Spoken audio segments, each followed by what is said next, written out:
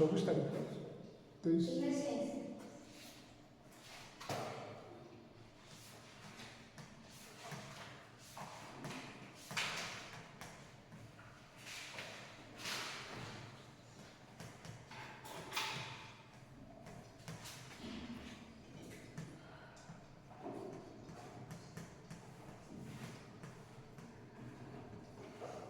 खगोलीय संगठन।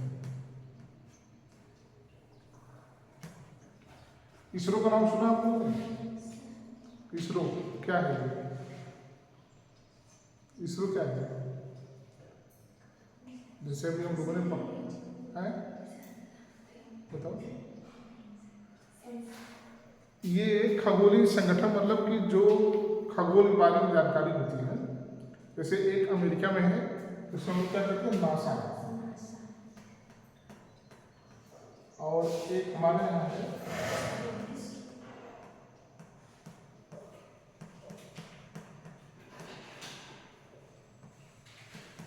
भारत। ठीक, जैसे ऊपर खगोल के बारे में अध्ययन करने के लिए एक वैज्ञानिक स्पेस का स्थान दिया गया है। जैसे अभी हम लोगों को मंगल ग्रह और चंद्रमा के बारे में बहुत विस्तृत जानकारी नहीं है कि अभी जितने भी ग्रह हैं उन ग्रहों में पृथ्वी एक ऐसा ग्रह है जहाँ पर जीवन संभव है। ठीक, लेकिन अभी आप देखे होंगे कि मंगल ग्रह के बारे में खोज जारी है कि वहाँ भी जीवन संभव है कि नहीं है। अगर एक ग्रह से पृथ्वी ग्रह पे इतना भार पड़ रहा है, अगर मंगल ग्रह पे भी जीवन संभव हो जाता, आधे लोग वहाँ ट्रांसफर हो जाते, आधे लोग वहाँ हो जाते, तो जो जमीन हम लोग की थोड़ी थोड़ी है ज़्यादा हो जाती, यही तो होगा ना। लेकिन कारण क्या है कि अभी बाकी ग्रहों पे जीवन संभव नहीं है। अब मंगल ग्रह पे क्यों जीवन की संभावना थोड़ी है, बाकी पे नहीं है, चंद्रमा पे क्या है, चांद पे क्या है, इन सब चीज़ों को जानने के लिए, इनका अध्ययन करने के लिए, जैसे एक हर देश में अपना एक स्पेस होता है, एक जगह होती है, उसी तरीके से अमेरिका का जो है वो नासा और भारत का इसरो, ये दो संगठन ऐसे हैं जो खगोलीय जानकारी के लिए स्थापित किए गए हैं। इसरो की जो स्थापना की गई है खगोल में जाने के लिए, मतलब ऊपर अंतरिक्ष की जो चीज़ें हैं, क्या वहाँ पे है क्या नहीं है, ऑक्सीजन है कि नहीं, हमें अगर वहाँ जाना है तो क्या करना है, उसके स्पेस के बारे में उसकी सारी जानकारी का अध्ययन करने के लिए अमेरिका ने नासा की स्थापना की है और भारत में इसरो। अमेरिका जो इसरो अपना बंगलौर में है। तो एक तो हमने आपको पढ़ाया कि ये जो रॉकेट होता है प्रक्षेपास्त्र, प्रक्षेपास्त्र क्या होता है, ये जो हमारी भौतिक संसाधन की सुविधा होती है, जैसे हमने बताया कि रिमोट कंट्रोल, मोबाइल का नेटवर्क, ठीक, अभी जो ड्रोन कैमरा उड़ रहा है, जो हम लोग चोर चोर हल्ला कर रहे हैं ना, तो ये क्या है, जो ड्रोन ऊपर उड़ रहा है उसका नियंत्रण किसके पास है, एक मशीन के पास है। तो वो किसी न किसी तरंग दैर्घ्य के हिसाब से, तरंगों के आधार पर ही हमसे कनेक्ट है। हम उसको जहाँ चाह रहे हैं मोड़ ले रहे हैं और जहाँ चाह रहे हैं उसको उतार ले रहे हैं। तो ये तो प्रक्षेपास्त्र का स्थान हो गया कि हम क्या करते हैं कि उस मिसाइल से उन चीज़ों को, सिस्टम को व्यवस्थित बना करके ले जाकर के जो ऊपर लगभग 36,000 फीट के ऊपर जो एक स्पेस है वहाँ पर हम लोग क्या करते हैं, स्थापित कर देते हैं। तो वह कैमरा का भी काम करता है, ड्रोन का भी काम करता है, मोबाइल नेटवर्क का भी काम करता है, रेडियो का भी काम करता है, वो दूसरी बात हो गई। लेकिन जो नासा और इसरो है, इन दोनों जगहों से हम लोग क्या करते हैं, खगोल के बारे में जानकारी प्राप्त करें। वो खगोल नहीं है, जो हम लोग मिसाइल भेजते हैं वो अपने सुविधा के लिए हम लोग अपनी चीज़ों को वहाँ पर स्थापित करते हैं, वो खगोल नहीं है। खगोलीय संगठन तो बहुत ऊपर है, जबकि हम लोग जो मिसाइल भेजते हैं वो लगभग 36,000 फीट पे एक स्पेस है, वहीं पे इसको हम लोग क्या करते हैं, स्थापित कर देते हैं। और हमारी पृथ्वी जैसे घूमती है उसी दिशा में ये भी क्या करते हैं, चक्कर लगाते हैं और वहीं से पूरी निगरानी करते हैं। जैसे क्या कहते हैं कि जो हवाई जहाज़ चलती है, और हवाई जहाज़ को रास्ता कौन दिखाता है, हवाई जहाज़ को रास्ता कौन दिखाता है भाई, उसका भी तो कोई ट्रैक होगा। ऐसा तो है नहीं कि ऐसे जाना उसको पीछे की तरफ आप लेके चले गए इधर, ऐसा है नहीं। हवाई जहाज़ में एक होता है ब्लैक बॉक्स, अभी नाम आप सुने होंगे, अभी अहमदाबाद में वो जो प्लेन क्रैश हुई थी, तो उस ब्लैक बॉक्स से ही पता लगता है वह क्या करती है, वह हवाई जहाज को दिशा निर्देश देती है, गाइडलाइन देती है। उसमें सिग्नल है कि उसमें जब सिग्नल रहता है तभी जो है उस सिग्नल के हिसाब से ही हमारे जो हवाई जहाज है या एरोप्लेन है वो रास्ता दिखाती है। और उसी की वजह से जब ब्लैक बॉक्स से ही पता लग पाता है कि कोई हवाई जहाज कितने बजे चली, कहाँ गई, कैसे आई, कितने बजे आएगी। तो ये जो ब्लैक बॉक्स में अगर काम करता है तो जो स्पेस है, जो 36,000 फीट जो स्थापित किया गया है, उसी के आधार पर ये भी चलती है, क्योंकि तरंग उसमें तरंग दैर्घ्य निकलती है। जैसे कहा जाता है ना, जब रास्ते में जो क्या नाम है उसका, यक्स किरण है, ठीक, ये क्या है, इसकी जो गति होती है बहुत तेज होती है। तो ये जब किसी चीज़ से टकराती है, टकराने के बाद क्या करती है, तुरंत परावर्तित होती है। जैसे मान लीजिए कि जहाज चल रही है और अगर जहाज के सामने कोई चीज़ टकराहट की चीज़ है, तो ये जो किरणें हैं ये जाती है वहाँ से टकराने के बाद तुरंत क्या होती है, परावर्तित हो जाती है। तो जो पायलट होता है उसको पता लग जाता है कि आगे कोई रास्ता खराब हो, तो धीरे से क्या करता है, उसको मोड़ लेता है। ये सब चीज़ें होती कैसे हैं, वो जो ब्लैक बॉक्स लगा है वो सिग्नल देता है।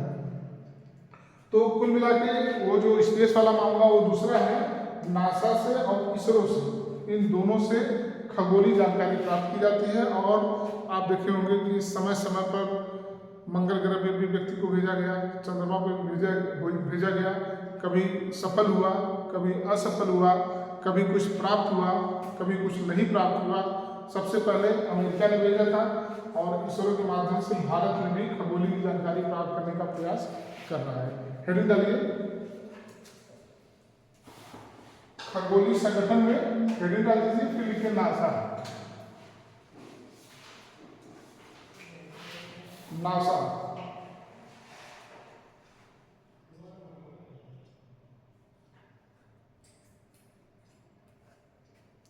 लिखिए। नासा का पूरा नाम, नासा का पूरा नाम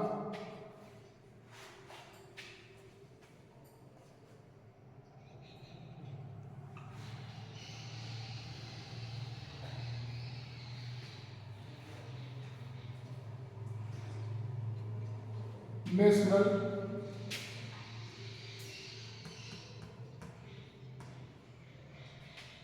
aeronautics, national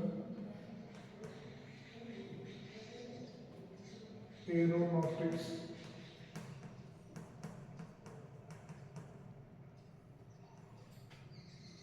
and space administration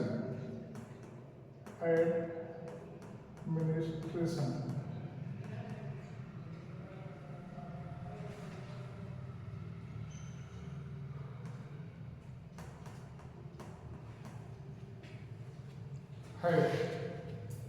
संयुक्त राज्य अमेरिका, संयुक्त राज्य अमेरिका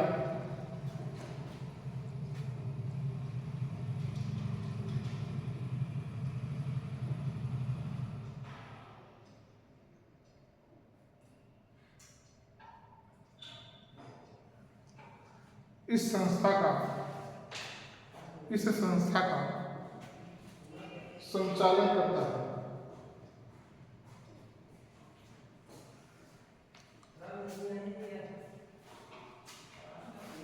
नासा का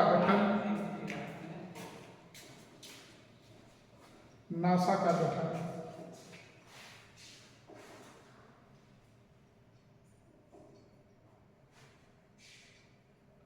19 जुलाई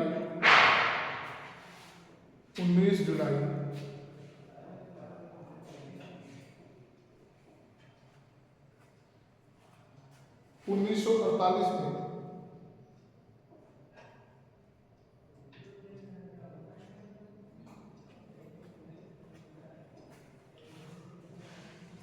इसकी पूर्वकारी संस्था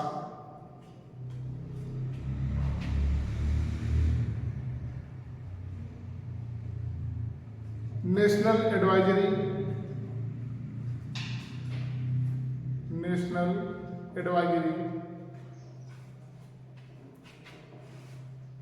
कमेटी फॉर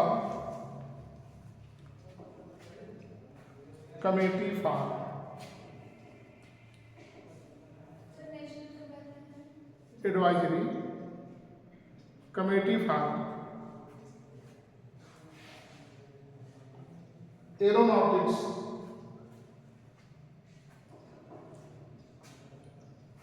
के स्थान पर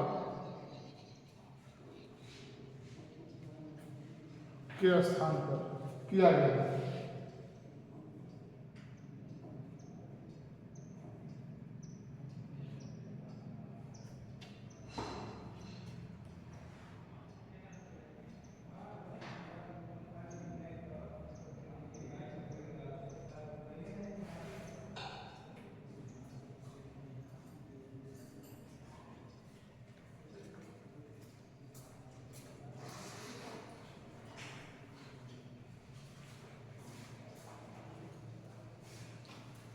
इस संस्था ने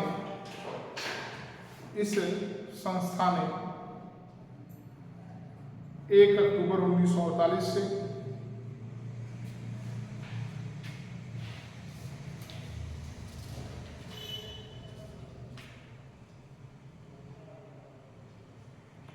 कार्य करना शुरू किया।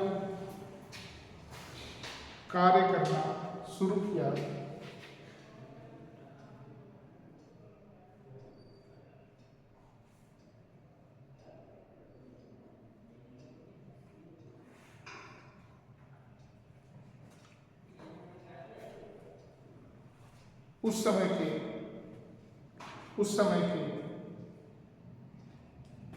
सारे अंतरिक्ष कार्यक्रम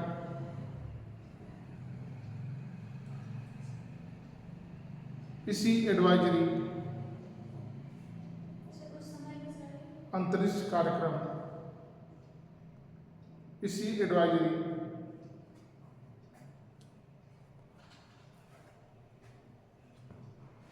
संस्था के द्वारा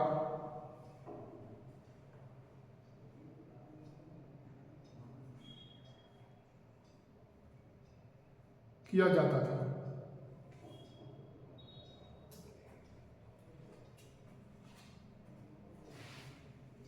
पैराग्राफ करिए। नासा की स्थापना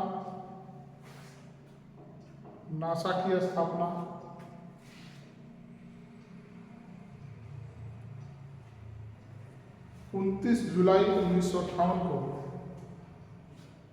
29 जुलाई 1958 को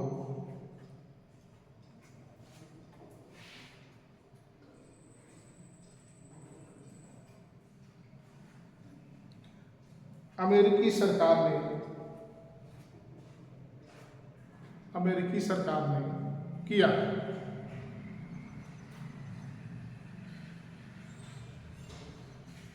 इसका मुख्यालय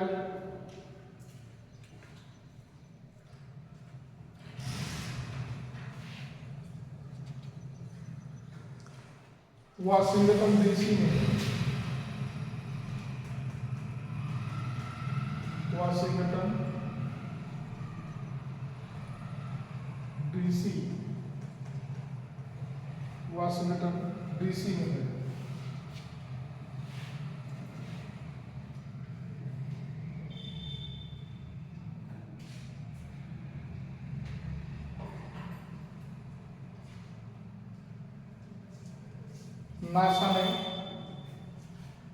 नासा ने अपोलो चंद्रमा अभियान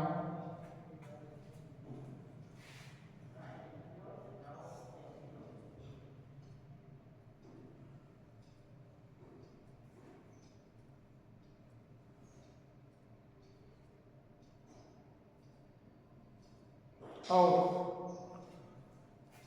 अंतरिक्ष शटल अभियान को पूर्ण किया।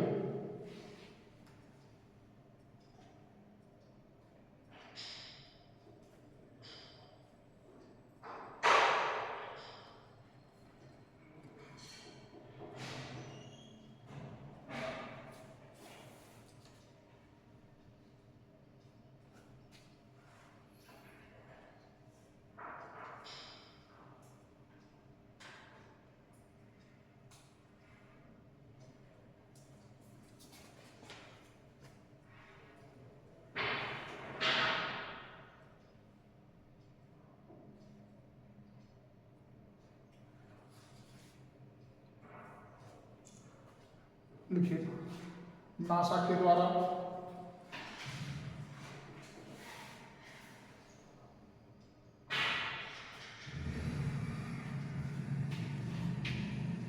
विभिन्न तकनीकी के माध्यम से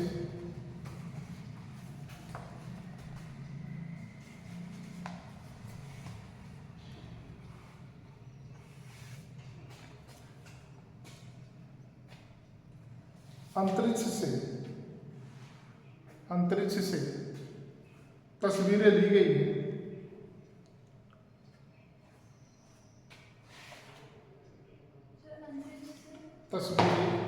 तस्वीर ली गई है जिनके माध्यम से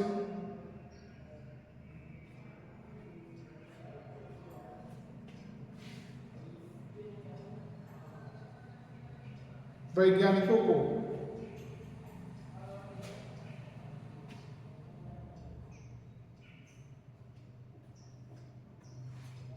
दुनिया भर में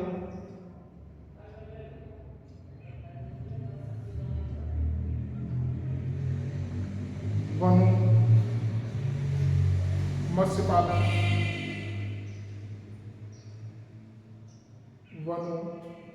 पालन, एवं खेती की सुविधा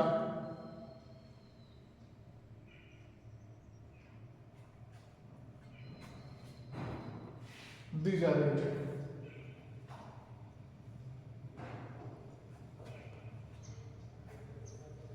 उपग्रहों के द्वारा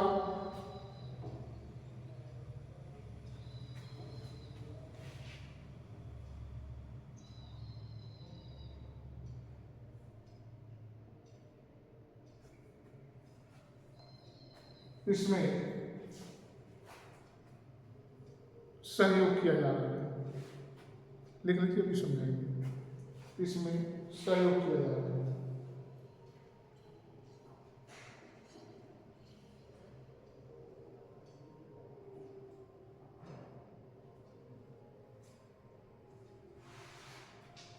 नासा के वैज्ञानिक का मानना है कि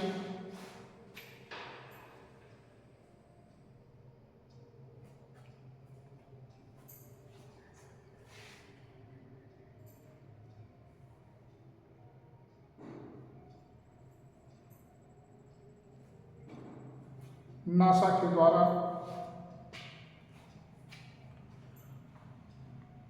ग्रहों के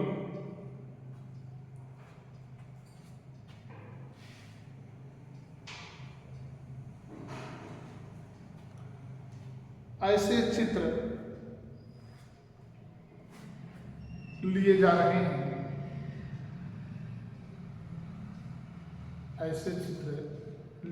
हैं, जो हमें सोचने समझने के लिए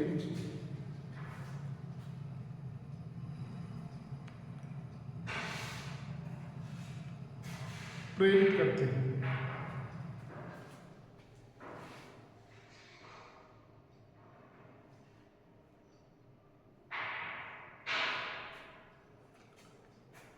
मौसम के साथ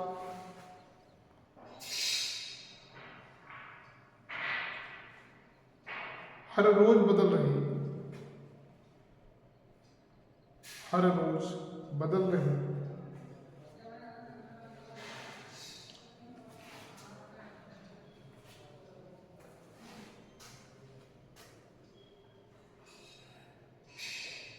सूरज की किरणें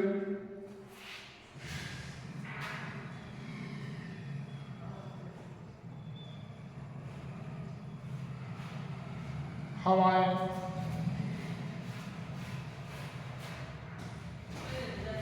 समुद्र की लहरें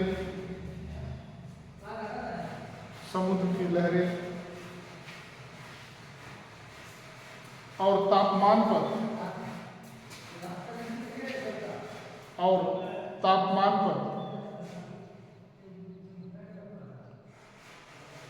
नासा अपनी प्रतिक्रिया दे रहा है। नासा अपनी प्रतिक्रिया दे रहा है।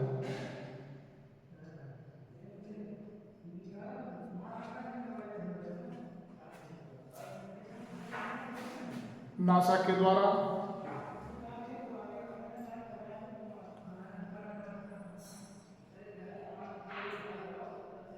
समुद्र का मापन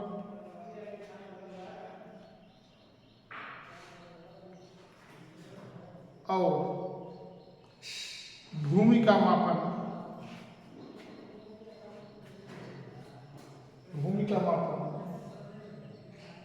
भी किया जाता है।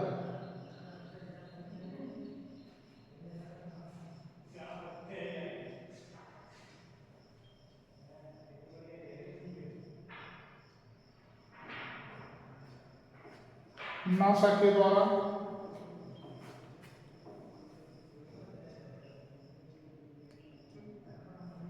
यह पता लगाया गया कि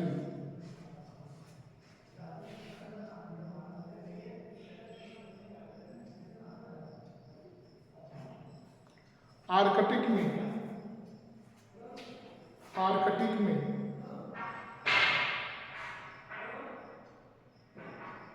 हरियाली बढ़ी है क्योंकि वहाँ की झाड़ियाँ अपना विस्तार करती है।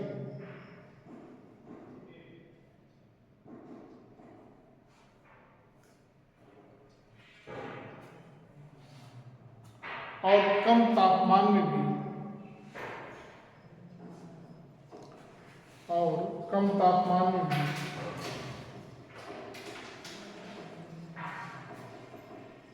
पनपने लगती है।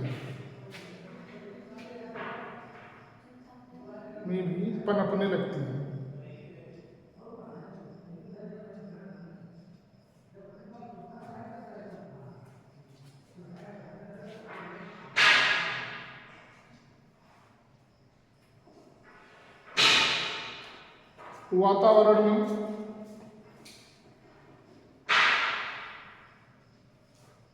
कार्बन डाइऑक्साइड की सांद्रता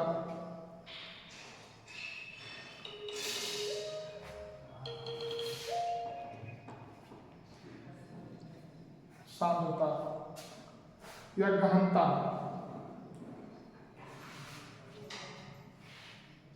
बढ़ती जा रही है और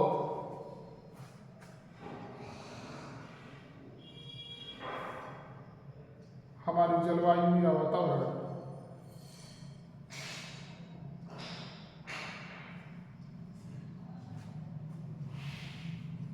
गर्म हो रहा है।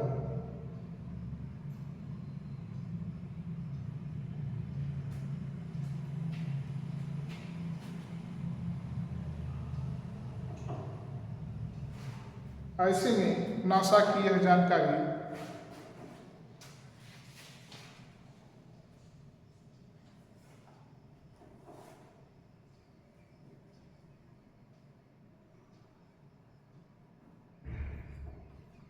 महत्वपूर्ण साबित हो रही है।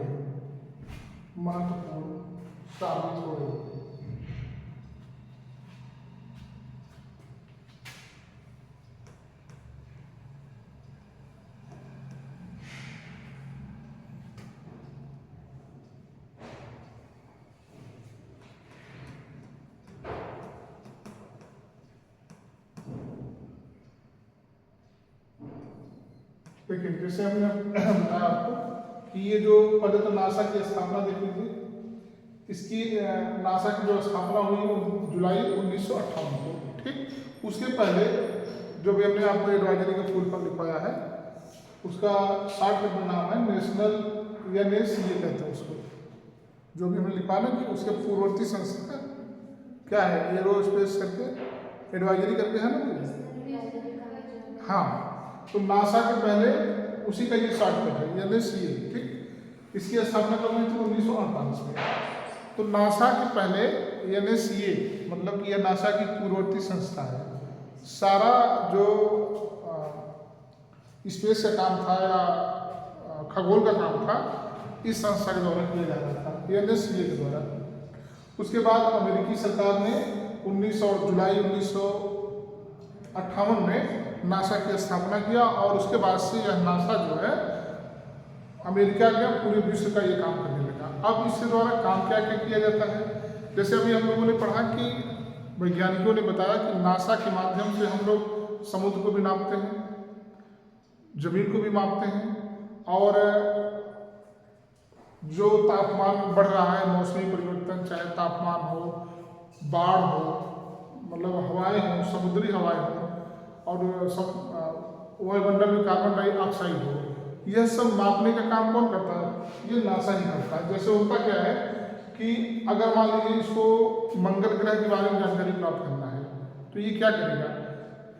ये एक स्पेस भेजता है, मतलब एक तरीके से मिसाइल को भेजता है, उसमें ऐसे कैमरे लगाया रहता है, जैसे वहाँ पे जाता है कैमरे ऑन हो जाते हैं और फटाफट क्या करते हैं, वहाँ पे फोटो लेना चालू कर देते हैं। जैसे ड्रोन, अभी हम लोग छोटी सी बात ले लीजिए, ड्रोन है, अभी हम लोग कमरा बंद कर दीजिए, पढ़ते रहिए, लेकिन अगर कहीं थोड़ा भी छत खुला है या किसी भी तरीके का ड्रोन कैमरा अंदर घुस गया, तो जो व्यक्ति इसको हनुमान से भेजा हुआ है, कंट्रोल उसके पास है, जैसे वो ड्रोन कैमरा अंदर आएगा वो तुरंत इस कमरे का पूरा कंडीशन बता देगा कि उस कमरे में क्या हो रहा है, पढ़ाई हो रही है, क्या हो रहा है, कौन पढ़ रहा है, कौन सो रहा है, सब बता देगा ना। तो फटाफट क्या करेगा, फोटो लेके फटाफट फोटो लेकर के वहाँ भी सेव हो जाएगा, सिस्टम में सेव हो जाएगा। अब उस व्यक्ति को यहाँ आने की जरूरत नहीं है, वह देख लिया कि यहाँ इस कमरे में क्या पढ़ाई हो रही है। सेम ऐसे ही, चाहे आप उसको ड्रोन नहीं कहेंगे, एक मिसाइल टाइप की चीज भेजी जाती है और वहाँ पर जैसे ही वहाँ प्रवेश करता है, उसका जो भी सिस्टम रहता होगा ओपन हो जाता है और वो फटाफट क्या करता है, वहाँ का फोटो लेना चालू करता है। लेकर के जैसे वो फोटो लेगा, तुरंत सिस्टम में, भाई हम लोग करते क्या, मोबाइल चलाते हैं, हम लोग कभी कभी करते क्या है कि अगर हमें कोई फोटो आपको भेजना है, तो ये होता है कि हम गैलरी में जाकर फोटो सेव करें तब आपको भेजें। एक होता है कि आपको व्हाट्सएप की प्रोफाइल हम खोले रहें और डायरेक्ट ही कैमरे को ऑन करें और फटाफट करते जाएं और फोटो आपके पास जाता जाएगा, होता है ना, ये मोबाइल का है। सेम यही चीज़ होता क्या है कि यहाँ पे सिस्टम में जैसे ही उसको कनेक्ट किए रहते हैं और वो जैसे ही मंगल ग्रह में पहुँचा, फटाफट क्या करेगा, वहाँ का फोटो लेकर तो कितना भेज देगा। तो हम पता लगा लेते हैं कि मंगल ग्रह की क्या स्थिति है, वहाँ पानी है, पत्थर है, ऑक्सीजन है, पेड़ पौधे हैं, झाड़ियाँ हैं कि कुछ नहीं है, तुरंत में पता लग जाता है। तो उसी हिसाब से हम आगे काम करते हैं कि अगर वहाँ भाई जीवन के लिए सबसे अधिक जरूरी क्या है, पानी और ऑक्सीजन, दो चीज़ें अगर है तो ये माना जाएगा कि वहाँ पर जीवन संभव है। अगर ऐसी कुछ चीज़ें हैं, उसी से ये पता लगा कि जो मंगल ग्रह है उसको पृथ्वी की क्या कहा जाता है, हाँ, मंगल ग्रह को पृथ्वी की बहन या सिस्टर कहा जाता है। क्यों? क्योंकि दो चीज़ें हैं, एक तो उसकी बनावट उस तरह की है, दूसरे कुछ लक्षण उसके जीवन पाने की संभावना, जैसे ऑक्सीजन थोड़ी मात्रा में हमें मिलती है और वहाँ पे जल की मात्रा मिली हुई है, तो ये माना जाता है कि मंगल ग्रह पे जीवन की संभावना है। तो ये चीज़ हुआ। दूसरा, इस नासा से क्या होता है कि अब अगर ये पूछा जाए कि समुद्र की लंबाई कितनी है, आप बता पाएंगे? नहीं बता पाएंगे। हम लोग इतना ही जानते हैं कि कितना है, 29% मतलब 71% जल है, यही कहते हैं हम लोग ना। अब 71% अगर हम आपसे पूछे या हमसे कोई पूछे कि कितने स्क्वायर फीट में जल है, मतलब समुद्र है, कोई नहीं बता पाएगा। लेकिन अगर यहाँ से कैमरे के माध्यम से ड्रोन कैमरा टहला दिया जाए तो जाएगा, पूरे समुद्र का स्क्वायर फीट लेके आ जाएगा। उसी तरीके से कितनी जमीन हमारे यहाँ है उसका भी पूरा आंकड़ा बताता है, कौन सी जमीन खेती के लायक है वह भी बताया जाता है। समुद्र में कहाँ मछली ज़्यादा पाई जाती है, कहाँ मछली कम पाई जाती है। तो कुल मिलाकर के इसके द्वारा हम लोग एक जगह पर रह के पूरे विश्व की जानकारी ले सकते हैं। और एक तो ये हुआ। दूसरे खगोल के बारे में हम देखे होंगे कि कुछ लोगों को इसलिए चंद्रमा पर भेजा, जैसा भी हमने अपोलो अभियान लिखा था, दिखाया हमें। तो अपोलो अभियान से जो गए थे, उनका क्या नाम था, एक महिला थी, कोई तेरेस्कोवा करके थी, जो हाँ ऐसे कुछ नाम है ना, हाँ वेलिलोना तेरेस्कोवा इस तरह नाम है। पहली महिला अंतरिक्ष थी। और जो पुरुष थे वो क्या नाम था उनका, राकेश शर्मा है। हाँ चंद्रमा पे गए थे ना, तो उनका जो अपोलो था चंद्रमा पर और मंगल दोनों ग्रह के लिए था। तो ये महिला जो पूछता है कभी कभी बेबीलोन की इस तरह तेरेस्कोवा, आप याद रखना लास्ट में टाइटल है तेरेस्कोवा। तो कुल मिलाकर के नासा के द्वारा, इस नासा के द्वारा हम लोग को ये जानकारी मिलती है। इससे देखो सवाल क्या पूछता है आपके स्टैंडर्ड तक, पूछेगा कि नासा कहाँ है,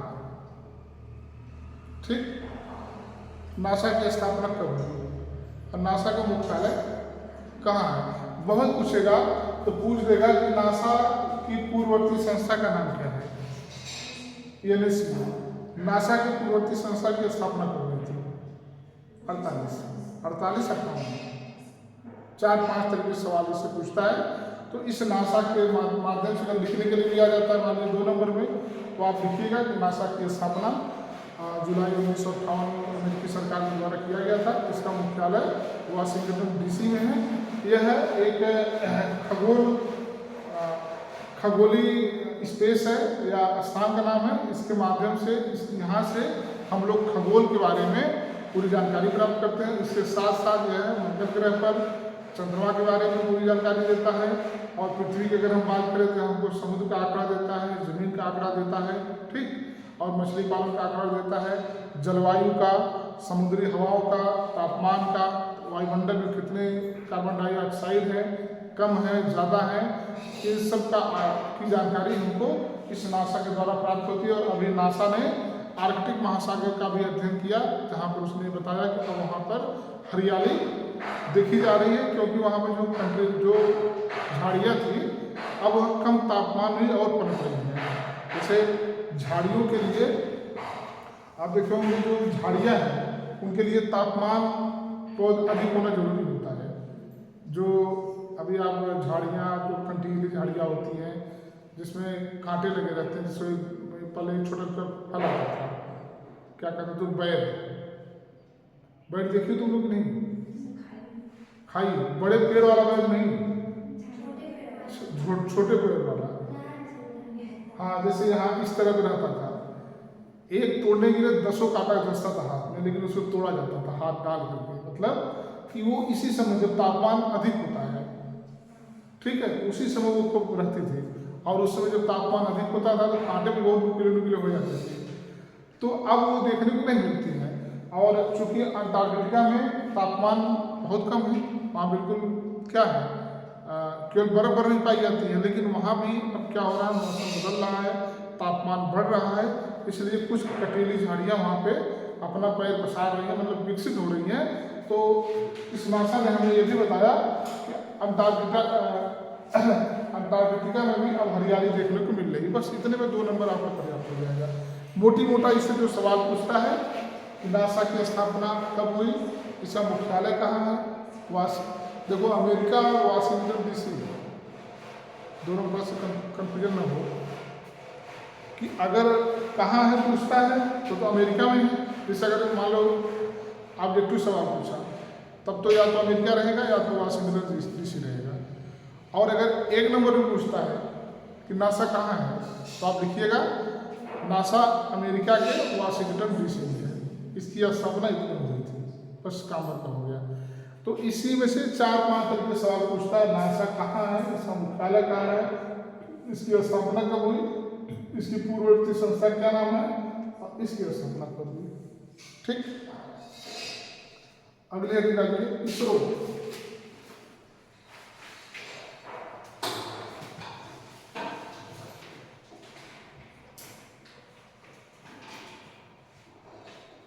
इसरो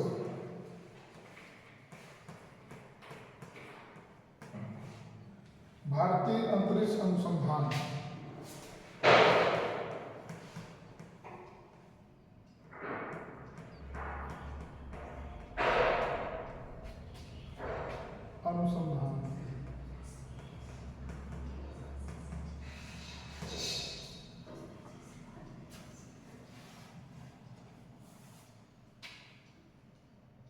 लिखिए थोड़ा सा। भारतीय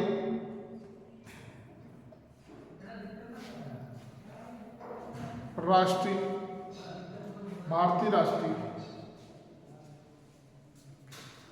अंतरिक्ष अनुसंधान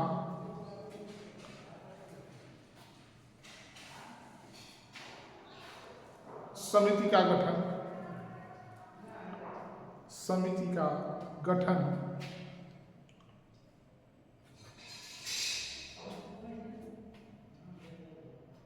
1962 में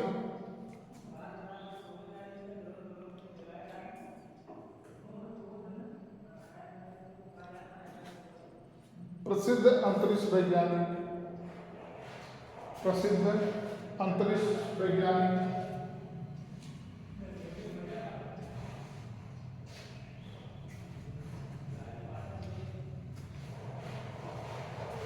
डॉक्टर विक्रम भाई साराभाई, या ऐसे लिखना, डॉक्टर विक्रम साराभाई।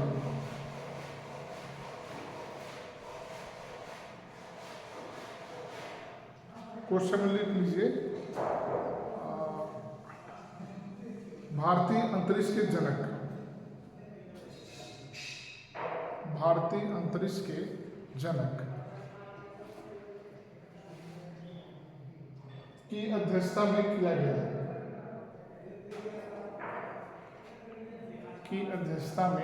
गया है,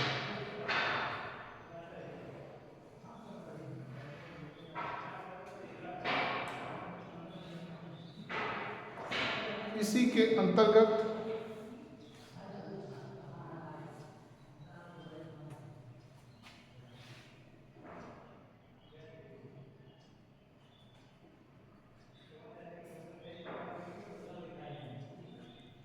इसका पुनर्गठन कर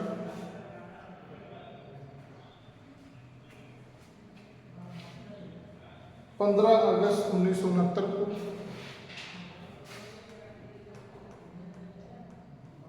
15 अगस्त 1969 को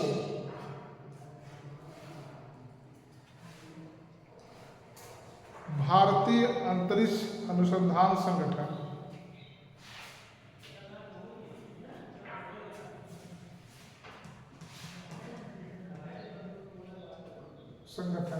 इसरो की स्थापना, कोष्टक में शुरू रहेगा, भारतीय अंतरिक्ष अनुसंधान संगठन कोष्टक में इसरो की स्थापना की गई।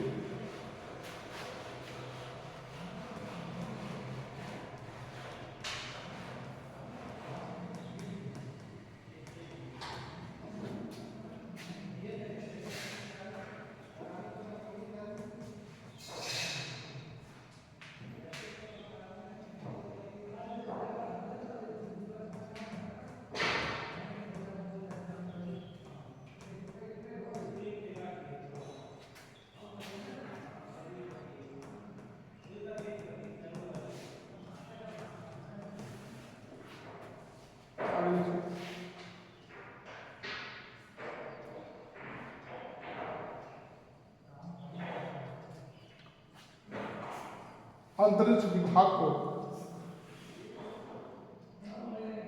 सुचारू रूप से चलाने के लिए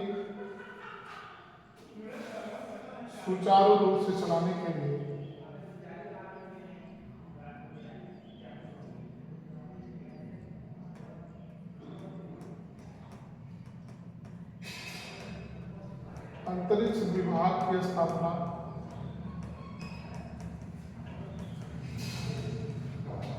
1972 में की गई।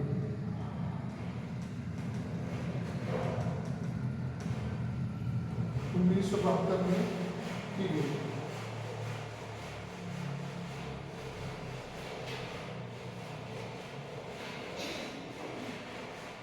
और इसरो को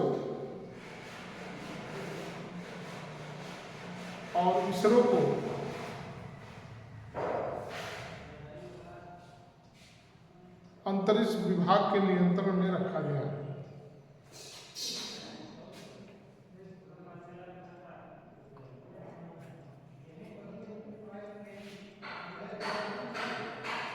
अंतरिक्ष विभाग को इसरो को अंतरिक्ष विभाग के नियंत्रण में रखा गया। इतना क्लियर हुआ? बता दो हो गया। देखिए ये कह रहा है कि जिस तरीके से अभी हम लोगों ने नासा के बारे में पढ़ा, उसी तरीके की संगठन भारत में है जिसको हम लोग क्या कहते हैं, इसरो। इसरो की स्थापना चूंकि जब हमारा देश आज़ाद हुआ तो हर क्षेत्र में प्रगति करने के लिए योजनाएं बनाई जाने लगी। तो उस समय क्या हुआ, इसरो के संदर्भ में मतलब स्पेस के बारे में, खगोल के बारे में जानकारी प्राप्त करने के लिए डॉक्टर विक्रम साराभाई की अध्यक्षता में एक समिति गठित की गई, एक टीम बनाई गई कि आप बताइए कि इसके बारे में हमें क्या क्या किया जाए। उसी टीम के मतलब नियंत्रण में, उसी के पुनर्गठन के संदर्भ में 15 अगस्त 1969 में उस समिति का क्या कर दिया गया, पुनर्गठन कर दिया गया। अब पुनर्गठन करके उसका नाम क्या कर दिया गया, इसरो। मतलब कि इसरो की स्थापना 15 अगस्त 1969 को हुई। और विक्रम साराभाई को अंतरिक्ष विभाग का जनक कहा जाता है। क्यों? क्योंकि भारत में अंतरिक्ष विभाग इन्हीं के कर्मों के साथ या इन्हीं के योगदान से अस्तित्व में आया, इसलिए विक्रम साराभाई को भारत में अंतरिक्ष विभाग का जनक कहा जाता है। ठीक, इतना क्लियर हुआ। अब आपको यहाँ पर 3 डेट याद रखना है, एक 1962, एक 1969 और एक 1972। 1962 क्या था, ये विक्रम साराभाई की अध्यक्षता में अंतरिक्ष जो ऊपर था भारतीय अंतरिक्ष अनुसंधान संगठन के पहले की जो संस्था थी, एक समिति बनाई गई थी। ठीक, और इसी समिति की रिपोर्ट के आधार पर उस समिति को भंग न करके बल्कि उसको पुनर्गठित कर दिया गया। देखिए 2 चीज़ें होती हैं, एक तो ये होता है कि उसने अपनी रिपोर्ट दे दी, उसको भंग कर दिया गया, फिर से किसी चीज़ का गठन किया जाए। तो ऐसा नहीं हुआ, उस टीम को समाप्त नहीं किया गया, उसी टीम में और चीज़ें शामिल करके उसको क्या कर दी गई, पुनर्गठित कर दिया गया। उसकी रिपोर्ट को मानी गई और उस संस्था को पुनर्गठित करके उसका नाम क्या कर दिया गया, भारतीय अंतरिक्ष अनुसंधान संगठन, जिसको कि हम शॉर्ट फॉर्म में क्या कहते हैं, इसरो। और इसकी स्थापना कब की गई, 15 अगस्त 1969 को। और विक्रम साराभाई को अंतरिक्ष का जनक कहा जाता है। ठीक, अब क्या हुआ कि अब इसरो काम कैसे करेगा भाई, इसे कोई संस्था अगर बना दी गई तो उसको नियंत्रण कंट्रोल करने के लिए भी तो कोई संस्था चाहिए। फिर क्या हुआ कि दिल्ली में मतलब कि सरकार में या विभाग में, जैसे होता नहीं कि ये मत्स्य विभाग है, ये बिजली विभाग है, ये रेल विभाग है, ये कार्गो विभाग है, ये PWD विभाग है, इस तरह विभाग होते हैं ना। तो उस समय ये विभाग नहीं था कि इसको किसके नियंत्रण में रखा जाए। तो उस समय क्या हुआ कि अंतरिक्ष विभाग की स्थापना की गई का 1972 और इसरो को इसी के अधीन रख दिया गया। इसरो जो होगा अंतरिक्ष विभाग के नियंत्रण में ही काम करेगा, इसका एक मंत्री होगा, इसके सचिव होंगे, जो भी चीज़ें होती है। तो अब देखिए 3 चीज़ें आप याद रखिएगा, 62, 69 और 72। क्लियर हुआ इतना?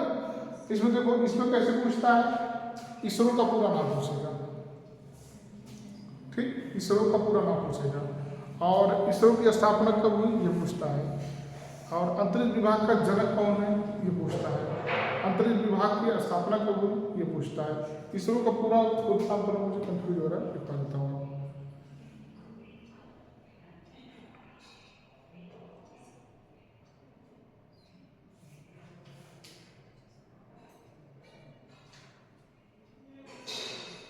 इंडियन स्पेस रिसर्च ऑर्गेनाइजेशन, देखिए इसरो का फुल फॉर्म है।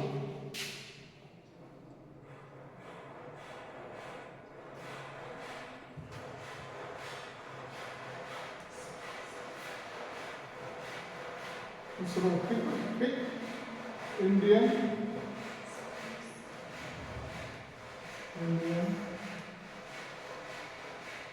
स्पेस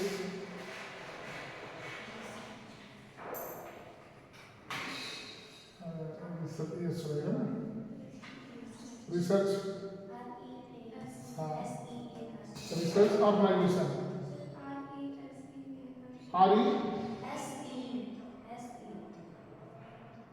फिर से बोलो। RESEARC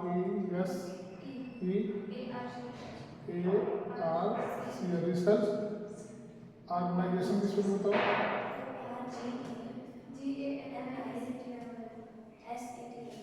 NITON, ठीक। इंडियन स्पेस रिसर्च ऑर्गेनाइजेशन, इसका फुल फॉर्म पूछता है, इसका फुल फॉर्म पूछता है। तो इंडियन स्पेस रिसर्च ऑर्गेनाइजेशन, ये इसरो का फुल फॉर्म हो गया। और 15 अगस्त 1969 ये हो गया। और विक्रम साराभाई को याद कर लीजिए, 1972 याद कर लीजिए। इतने सवाल इससे पूछते हैं आपको। आगे देखिए इसमें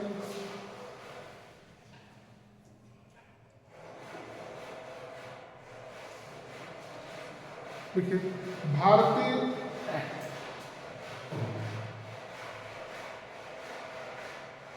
अंतरिक्ष कार्यक्रम की शुरुआत, भारतीय अंतरिक्ष कार्यक्रम की शुरुआत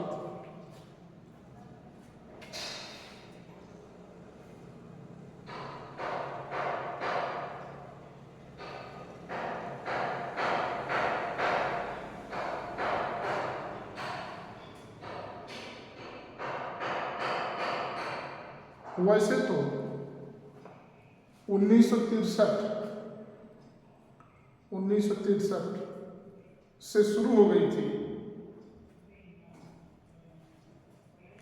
लेकिन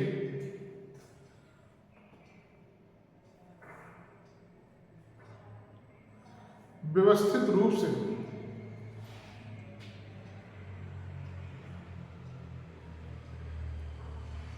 इसकी शुरुआत 1969 के बाद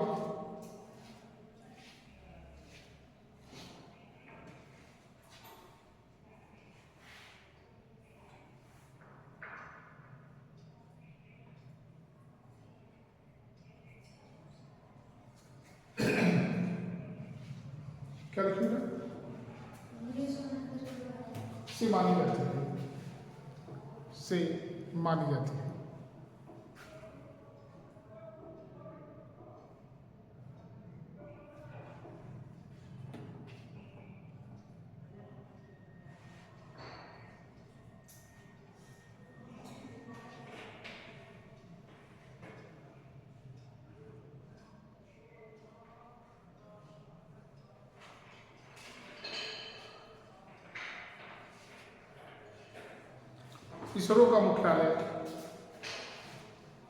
इसरो का मुख्यालय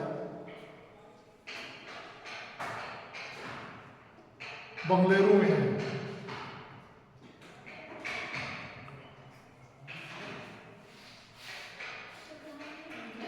बंगलौर, जिसको हम लोग पहले बंगलौर कहते थे, अब वो बंगलुरु हो गया, बेंगलुरु, ठीक है।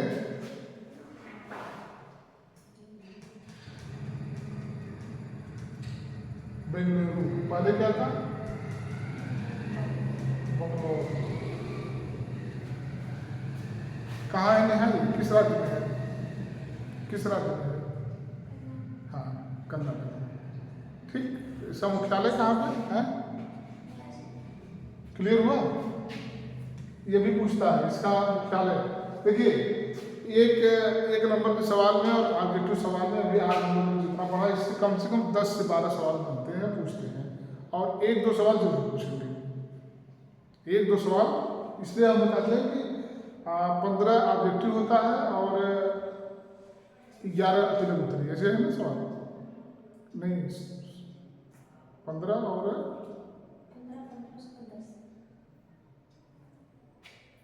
11,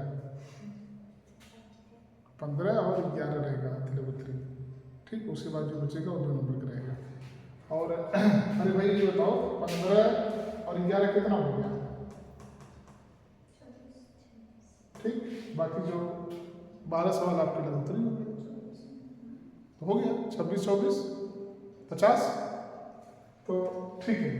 अब 15, 11, 26 सवाल में उसको चूंकि ऐसे 60 सवाल जो लगभग देखिए अति लघु उत्तरीय और ऑब्जेक्टिव दोनों के सवाल में बहुत अंतर नहीं रहता है, बस इतना ही रहता है कि उसमें आपको ऑप्शन दिया रहता है और इसमें थोड़ा सा लिखना रहता है।